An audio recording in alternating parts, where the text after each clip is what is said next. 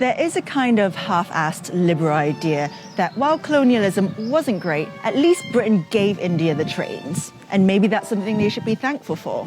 After all, trains are pretty useful, especially in the 7th largest country on Earth. So, colonialism, maybe not all that bad?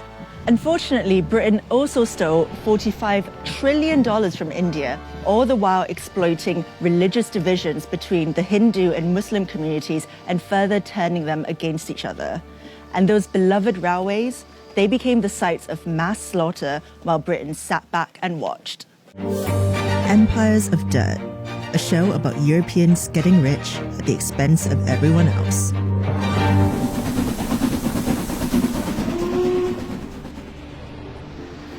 Britain first got involved in India through the East India Company, which had its headquarters right here on Leadenhall Street.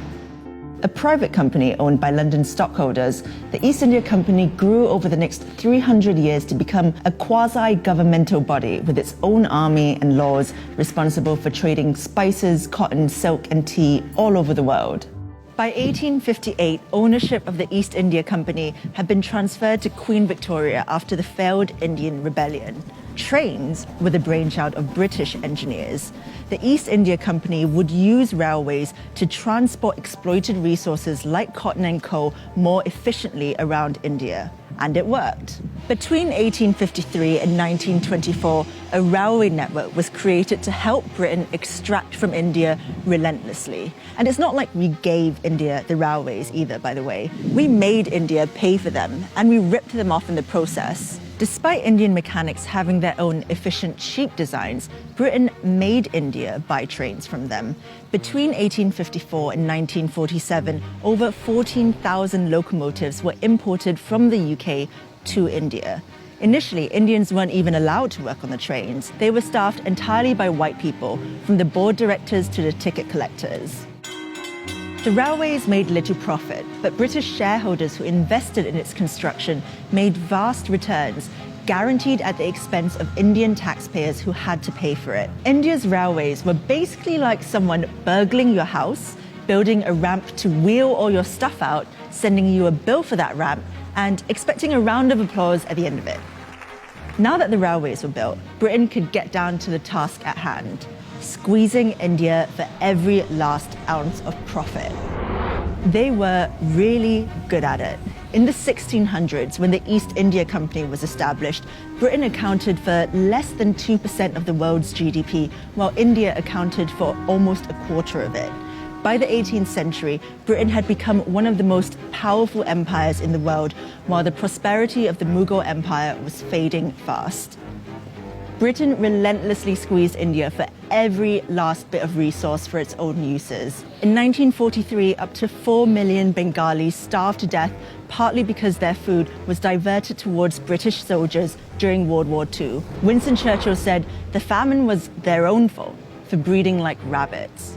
After it was no longer profitable to remain in India, and after receiving huge pressure from the Indian independence movement, the British finally left in 1947.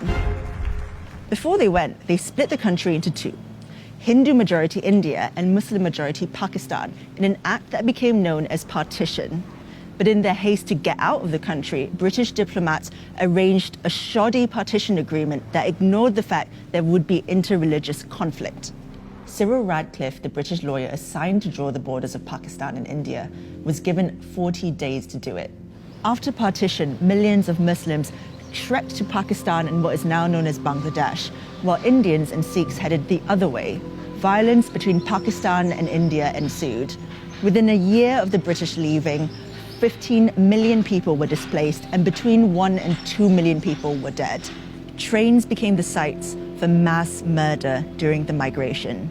Trains filled with refugees crossing the border on each side were stopped, and everyone on board was murdered. Women were captured and raped. Carriages were set on fire with petrol, with people still inside. The only ones spared were the drivers, so they could transport their trains full of dead bodies to the final destination. The British knew about the train massacres, but they'd already washed their hands clean of India. Prime Minister Clement Attlee, writing to Lord Mountbatten, the last Viceroy of India in 1947, said, "Keep India united if you can. If not, save something from the wreck. In any case, get Britain out." Despite all this, the 4 million starved to death, the careless partition, the $45 trillion they stole from the Indian people, many don't think that the British did anything wrong in India. A YouGov poll in 2014 found that 59% of respondents thought the British Empire was something to be proud of, and only 19% were ashamed of its misdeeds. Trains, cricket, empire. What could possibly be wrong with that?